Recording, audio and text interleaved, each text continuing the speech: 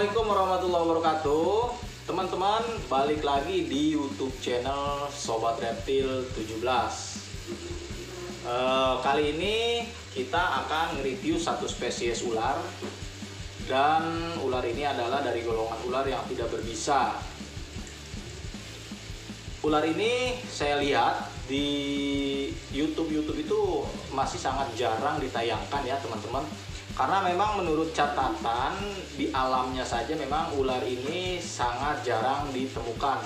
Walaupun tidak ada masalah konservasinya ya, tapi karena ular ini mendiami hutan dalam, hutan primer atau hutan sekunder, jadi jarang sekali masuk ke pemukiman, makanya ular ini jarang ditemukan. Jadi gitu ya, walaupun dia spesiesnya masih terbilang banyak, tidak rentan populasinya, tapi karena memang keberadaannya itu di hutan dalam, jadi jarang ditemukan. Oke, kita lihat ularnya. Saya ada sepasang, ini ada jantan dan betina. Ukurannya pun masih ukuran unyu-unyu. Mana dia? Halo. Wah, yang jantannya lagi hibernasi teman-teman. Kita ambil yang betinanya aja ya.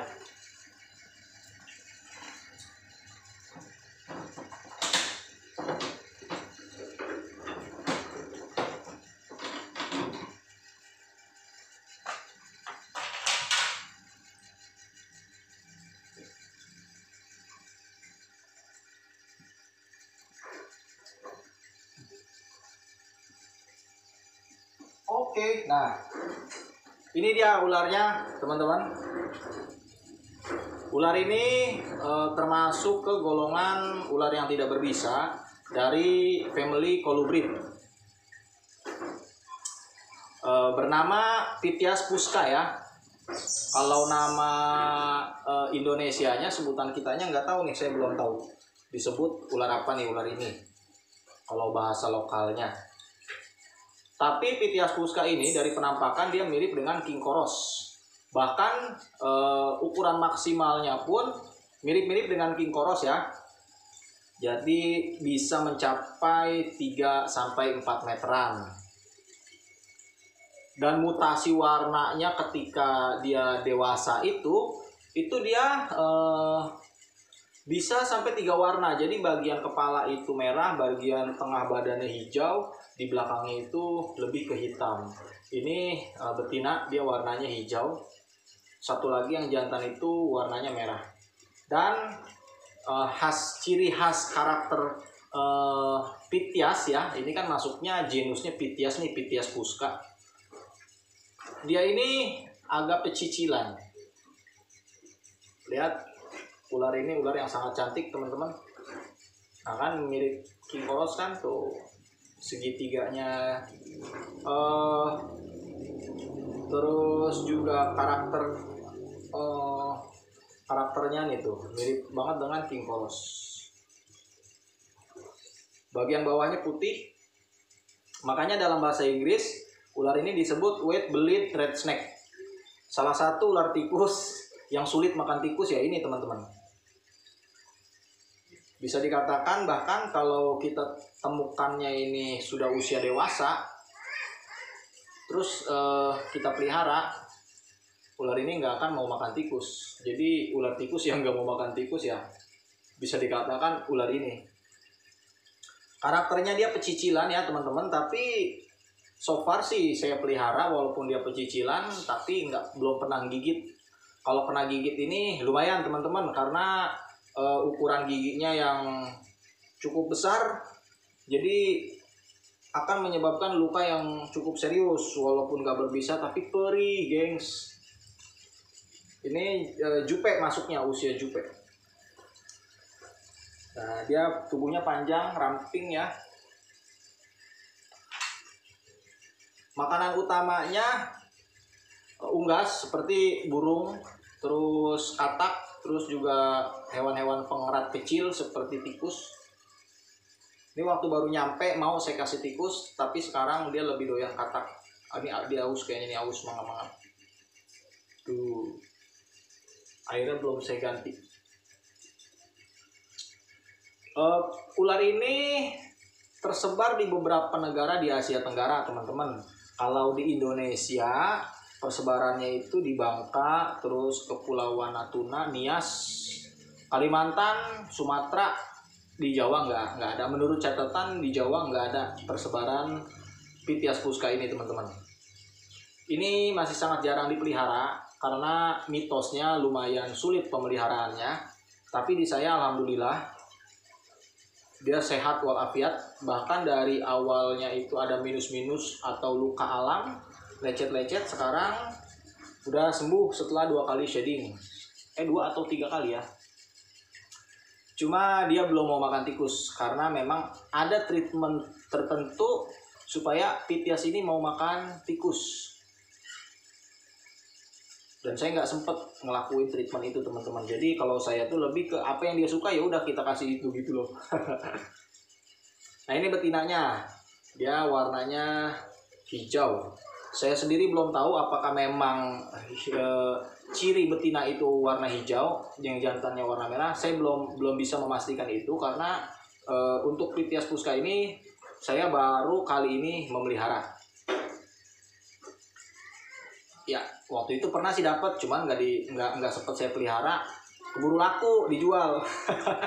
Ini juga sebetulnya udah laku nih. Ini sepasang ini dibeli sama Mas Irwan Reptile Zone, teman-teman. Awalnya saya nggak mau jual, tapi karena yang beli Mas Irwan, yang mana Mas Irwan ini memang sudah berpengalaman, dia menernakan kolibrid lokal. Jadi insya Allah kayaknya ini mau dijadikan bahan indukan sama Mas Irwan, teman-teman. Mau dijadikan bahan indukan, walaupun dengan berat hati ya udah saya lepas daripada di saya nggak bisa jadi indukan, gitu kan. Ini kan tipe-tipe ular opipar, dia bertelur terus harus diinkubasi baru dia akan menetas. Nah, saya tuh nggak bisa kayak gitu, nggak sabaran. Ya, ini nanti akan pindah ke kandangnya Reptile Zone di Purbalingga, teman-teman. Harganya lumayan ya, karena memang sangat jarang juga di pasaran. Ya, sangat jarang juga memang ditemukan ya, teman-teman. Walaupun beberapa orang bilang, wah di tempat saya banyak, di tempat saya gimana gitu kan. Kalau memang banyak. Gitu loh. Nah, ini betinanya. Untuk ya panjang maksimalnya bisa seperti king koros, dia itu 3-4 meteran. Apalagi kan spesies ini nih memang dia mendiami hutan dalam, yang mana di alam aslinya dia akan lebih bebas dan pasti pertumbuhannya juga akan semakin bagus, teman-teman. Insya Allah ini sama Mas Irwan dijadikan indukan supaya ular-ular lokal yang jarang gitu kan, yang sulit ditemukan itu bisa gampang kita temui tanpa kita mengambil dari alam, teman-teman. Ini sehat, lincah banget juga kan. Dan saya memang jarang saya memelihara ular itu jarang banget saya handle. Makanya ini karakternya masih pecicilan, teman-teman. Kalau sering dihandle ular-ular seperti ini tuh akan mudah stres ya. Jadi nanti resiko kematiannya itu lebih besar. Jadi cukup dibuat kandang yang nyaman buat dia. Terus dia mau makan, itu insya Allah bisa bertahan lama, bahkan sampai besar, teman-teman. Nah, ini kita simpan lagi. Nanti saya kasih lihat setup kandangnya. Kita coba ambil yang jantan ya. Oke, diam-diam kamu di sini.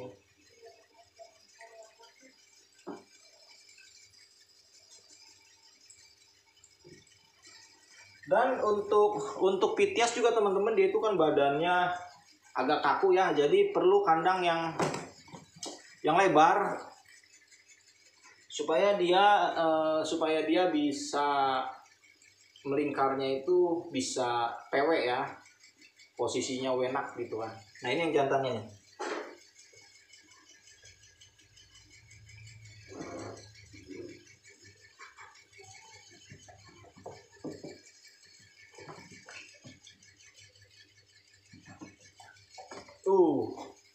Yang jantannya bahkan lebih agresif. Nah, ini jantannya ini size baby up, teman-teman. Nah ini ya, dia lebih ke agak merah kecoklatan tuh. Nah ini ada minus alam. Nah ini cantik sekali kan teman-teman tuh, sama bawahnya juga putih. Ciri khasnya itu di 2 garis badannya di samping. Ciri khasnya itu dia belakangnya hitam tuh kan, ekornya warnanya hitam, ciri khasnya.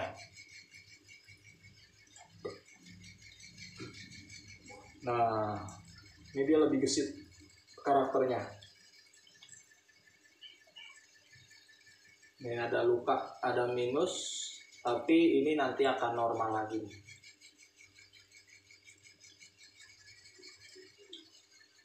Nah ya teman-teman, bisa dilihat matanya. Agak kejauhan, agak kedekatan gitu. Nah ini ular-ular seperti ini nih, kalau terlalu sering kita handle nantinya akan gampang stres. Lihat kebiasaan ular ini apabila merasa terancam, dia itu akan berdiri seperti ular kobra, hanya saja dia nggak memiliki tendung. Itu menurut catatan pernah sampai 30 menit nggak bergerak dia berdiri. Ketika dalam posisi terancam, dia mengangkat lehernya itu. Nah itu kebiasaan yang sangat unik ya untuk hewan jenis ular. Kalau kobra, king kobra ya sudah biasa, karena memang itu andalannya. Nah, ular ini pun memiliki kebiasaan yang sama apabila merasa terancam, jadi lehernya itu ngangkat. Nah tuh, suara apa tuh? Alarm motor. Ya, jadi gitu ya teman-teman. Untuk reviewnya sekarang kita intip dulu kandangnya. Oke, masuk. Dia makannya lumayan boros loh teman-teman. Jadi setiap 5 hari sekali itu, terlalu banyak juga nggak bagus kan. Ular itu kita kasih makan terlalu banyak nggak bagus. Terus telat juga nanti dia malah mati karena kelaparan. Kita intip kandang ya, sebentar. Ini teman-teman kurang lebih kandangnya itu seperti ini ya. Jadi bawahnya saya pakai pokok khas. Terus di situ tempat air dan di situ hiding cap untuk dia bersembunyi, juga ranting-ranting jangan lupa. Ranting sebetulnya lebih baik lagi apabila pakai terarium yang sirkulasi udaranya ada di bagian samping. Jadi supaya sirkulasi udara itu lebih bagus ya. Karena intinya Pithias itu air dan angin. Jadi kita harus memperhatikan air dan angin kalau untuk setup kandang Pithias SP. Kayak gitu, nggak boleh kekurangan air, terus sirkulasinya juga jangan sampai kurang teman-teman. Nah di situ saya pakai untuk penyejuknya dia ya, ada tumbuhan asli, itu tanaman asli tuh ya kan. Dan untuk pembersih untuk pembersih saya pakai isopoda atau hewan-hewan kecil pengurai yang membersihkan sisa-sisa kotoran atau apa saja bakteri, juga kan dibersihkannya oleh isopoda, oleh hewan pengurai itu.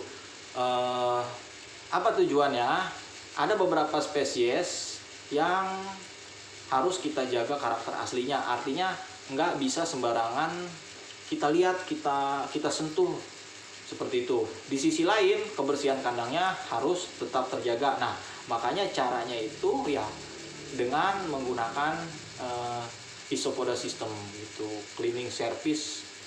Kita memanfaatkan cleaning service alami ya teman-teman. Paling kalau kita udah pakai isopoda itu kita akan membersihkan kotoran-kotoran yang besar. Itu kita bersihkan, kita buang, bisa pakai pinset, kita ambil kotoran yang besarnya itu terus kita buang. Nah sisa-sisanya itu nanti akan dibersihkan oleh isopoda itu. Oke, jadi informasi dari saya tentang Fithias Puska sampai di situ teman-teman. Ini udah lumayan cukup panjang juga kita ngobrol. Kurang dan lebihnya mohon dimaklum karena kita juga, saya sendiri masih dalam tahap belajar. Barangkali ada kekeliruan atau kekurangan, teman-teman bisa masukkan di kolom komentar. Oke, di kolom komentar. Terus follow juga Instagram Sobat Reptil dan fanpage di Facebook Sobat Reptil ya teman-teman. Ingat, nggak pakai spasi. Jangan lupa untuk di like, komen, dan juga dibantu share ke semua media sosial teman-teman. Oh ya, saya juga ada beberapa koleksi yang memang saya jual ya teman-teman, atau saya lepas adop gitu. Saya ada stok yang memang khusus untuk dagang, juga ada yang koleksi saya, koleksi pribadi itu dimana saya bosen itu suka saya lepas adop teman-teman. Teman-teman bisa langsung hubungi ke Instagram Sobat Reptil. Oke, salam sukses selalu. Assalamualaikum warahmatullahi wabarakatuh. Dadah.